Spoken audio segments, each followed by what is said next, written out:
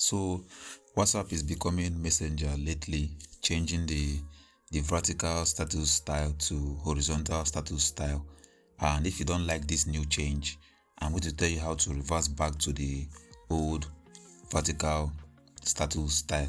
So when you go to your updates, you're going to see some useful channel. Maybe you might be following some of them that you like their content, but unfortunately for you to go back to the vertical status style, you have to unfollow this channel.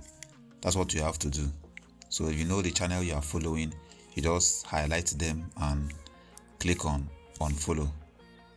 It's going to go back to the old vertical status style. So that'll be all for this quick video. See you guys in the next one.